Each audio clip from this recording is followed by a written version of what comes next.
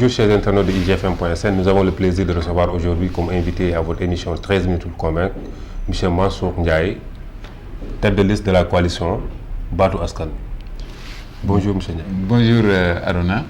Alors, Baatu Askan Wi, pourquoi le choix de ce nom d'abord? Alors, pour réaffirmer notre ancrage à côté du peuple sénégalais, parce qu'il y a tellement de gens qui parlent de Askan Wi, mais Askan Wi doit être au niveau de la langue, c'est vrai, il faut le dire, mais également il faut que ce soit dans le cœur et dans une sincérité de démarche.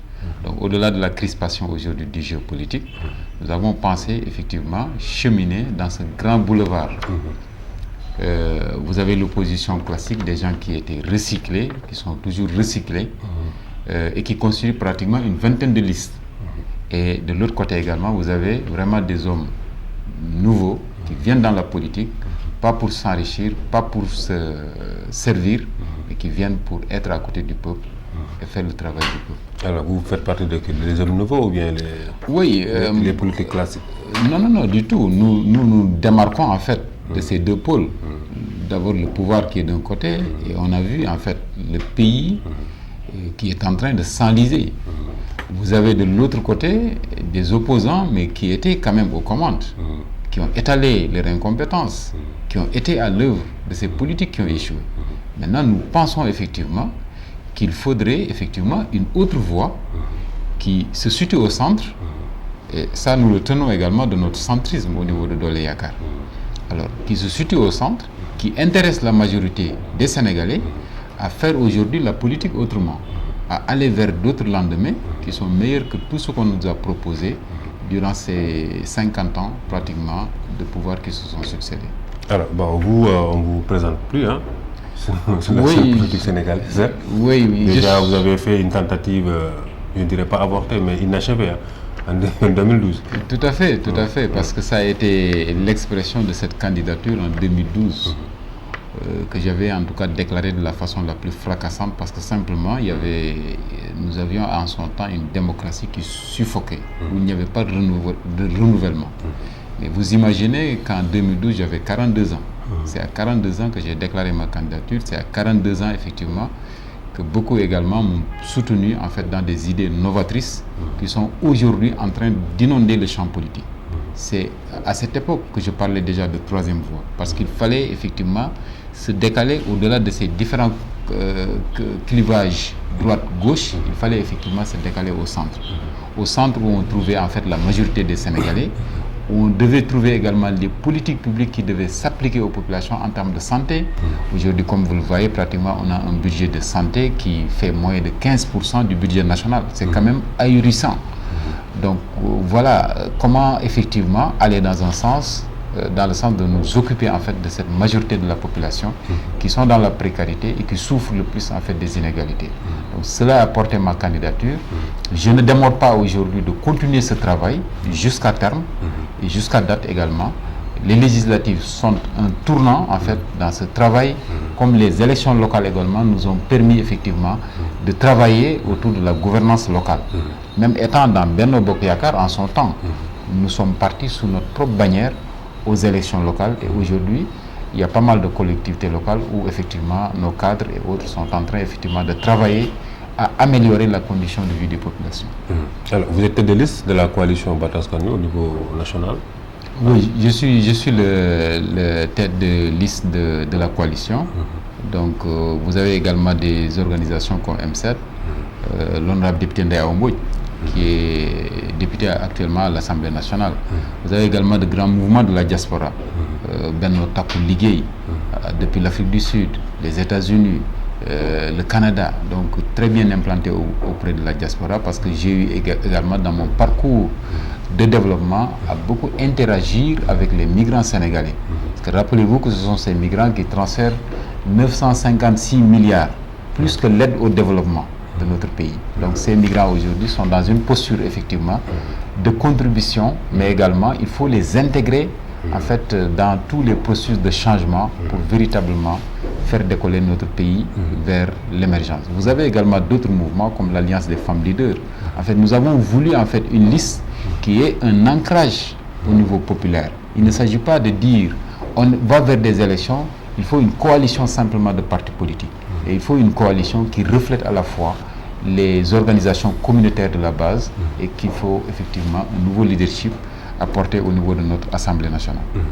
Alors, Mansour Ndiaye, honorable député, qu'est-ce qui va changer à l'Assemblée? Alors, ce qui va changer, c'est d'abord nos engagements moraux d'abord. Parce que je pense que le fait d'être à l'hémicycle, c'est parce que effectivement, il y a pas mal de gens, des électeurs de la population qui veulent effectivement que vous soyez leur voix. Une voix en fait de probité morale, une voix également d'engagement social. Donc à côté de ces populations pour être effectivement le prolongement de ce qu'ils disent en fait dans l'ombre et être également voilà l'interface en tout cas qui va les défendre au niveau de l'exécution de ces politiques publiques, mais également de ce qu'ils attendent effectivement de leur gouvernement. Alors ça, c'est un premier point. Mais de l'autre côté également, c'est rupture au sens vrai du terme. Vous voyez cette Assemblée nationale vétuste aujourd'hui, cette 12e législature pratiquement, qui n'a pas apporté grand-chose aujourd'hui à la trajectoire de notre pays. Surtout en termes de rééquilibrage aujourd'hui des différentes ressources qui sont mises à la disposition des Sénégalais. Et le faire dans un esprit qui n'est pas du tout partisan. Vous voyez ces financements que les gens font simplement parce qu'il y a une proximité avec le parti au pouvoir. Il y a, comme qui dirait, Kumba Amdaï à Kumba Amundaï, les autres Sénégalais.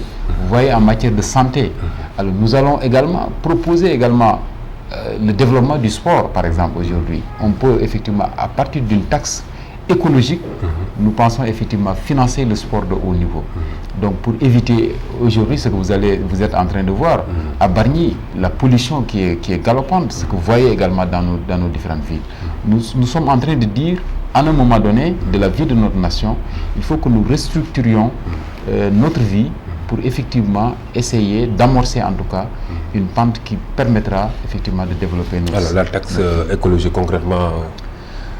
concrètement, il faut le faire sur les grandes entreprises qui polluent. C'est-à-dire qu'il n'y a pas 36 000 solutions. Il faudrait taxer en fait ceux qui polluent notre atmosphère pour effectivement faire des allocations, par exemple, dans d'autres secteurs. Donc je pense qu'aujourd'hui, il y a beaucoup d'industries très polluantes. La dernière en date, c'est l'usine de Macky Sall au niveau de Bargny, l'usine à charbon, quand même, à ce siècle. C'est quand même étonnant qu'un pays, effectivement, continue à s'enliser, en fait, dans tout ce qui est en train de détruire de façon péremptoire notre environnement. Donc, je pense que c'est une taxe que nous avons imaginée. De l'autre côté également, le fait d'avoir un gouvernement avec 20 ministres permettrait d'économiser 100 milliards. 100 milliards qui permettraient d'augmenter jusqu'à 15%, de relever jusqu'à 15% aujourd'hui le budget de la santé. Vous voyez, vous imaginez également tous les déboires que les Sénégalais sont en train effectivement de vivre parce qu'ils n'ont pas cette bonne couverture universelle autour de la santé, il y a une certaine précarité et ça nous plonge en fait voilà, dans des situations extrêmement difficiles. Quel autre secteur comptez-vous? Voilà, sur le domaine de l'éducation, dans le domaine de l'éducation, aujourd'hui il y a une injustice à corriger et qui relève aujourd'hui de la coexistence entre l'école publique et l'école traditionnelle que constitue les Dara. Quand il y a eu l'incendie de la Médina, pratiquement tous les politiciens ont pleuré. Des larmes de crocodile. Mais dans les faits, qu'est-ce qui s'est passé? La Banque islamique de développement a conféré à l'État du Sénégal 10 milliards. Ah oui. Avec 10 milliards, on peut réfectionner l'ensemble et construire même les 500 Dara à hauteur de 20 millions par Dara. Regardez, vous donnez à un Serigne Dara 20 millions pour construire une Dara.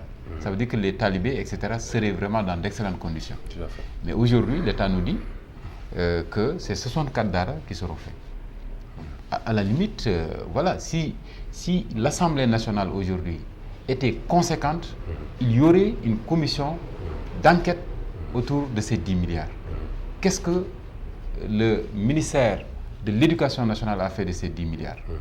Il y a eu pratiquement 4 coordinateurs qui se sont succédés au niveau de ce projet. Il y a une instabilité notoire. Et aujourd'hui, je pense que ce sont ces questions de fond aujourd'hui qu'il faut attaquer. Parce que comme je le dis souvent, quand vous regardez le Sénégal, c'est à la fois l'école publique, l'école laïque, mais également le tréfonds de notre société, ce sont les Dara. Alors, le débat aujourd'hui autour de ces élections, c'est qu'il y a une pléthore de listes et les gens craignent que tout le monde ne puisse pas voter dans le temps réparti.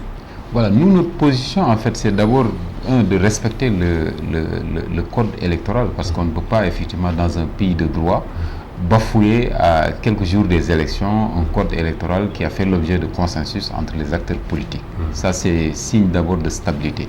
Et de l'autre côté également, nous sommes en train de faire des propositions qui permettent effectivement d'alléger la tâche aux électeurs. Par exemple, voilà, il suffit juste d'avoir dans un même bureau de vote 3 ou 4 isoloirs. Ça permettra à 5 personnes, par exemple, ou 6 personnes d'entrer dans une même salle et puis de choisir les bulletins et puis d'occuper en fait ces isoloirs. Ça, c'est déjà une proposition. De l'autre côté également, comme il y a une pléthore de listes, nous prenons en fait un consensus, une discussion entre les acteurs qui peuvent se regrouper. Par exemple, 8 coalitions peuvent s'entendre pour avoir un seul représentant dans le bureau de vote, de sorte à ne pas avoir des bureaux de vote où on aura 50 et quelques personnes, mais que les gens s'entendent en tout cas autour d'un gentleman agreement, donc qui est quand même sénégalais, qui est quand même une des démarches en tout cas de notre peuple en des différents moments. Mais nous partons du principe effectivement qu'il faut alléger aux électeurs la tâche, surtout aux personnes âgées aujourd'hui, qui effectivement vont s'acquitter de ce devoir de vote le jour du 30.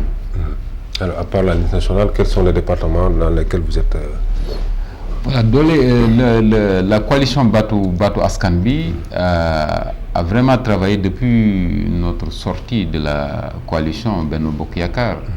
Avec fracas, nous avons travaillé effectivement à occuper le terrain. Donc, ce qui fait qu'aujourd'hui, pratiquement, dans 36 départements, nous avons des représentants sur les 45. Y compris sur les départements de la diaspora, nous sommes sur 6 départements de la diaspora. Aux États-Unis, en Europe du Sud, en Afrique australe, en Afrique centrale, partout nous avons des représentants. Et je pense que ça a été vraiment le parachèvement d'un travail de fond qui a été fait dans la discrétion, avec rigueur et avec sérieux.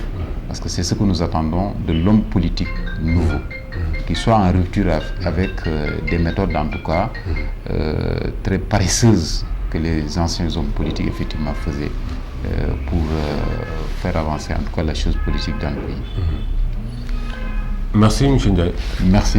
Je rappelle aux internautes que nous recevions aujourd'hui pour votre émission 13 minutes pour convaincre M. Mansour Ndiaye, tête de liste de la coalition Batu Askan Wi pour les élections législatives du 30 juin. 30 juin 2017. 30 juillet. 30 juillet 2017. Merci et bonne chance. Merci.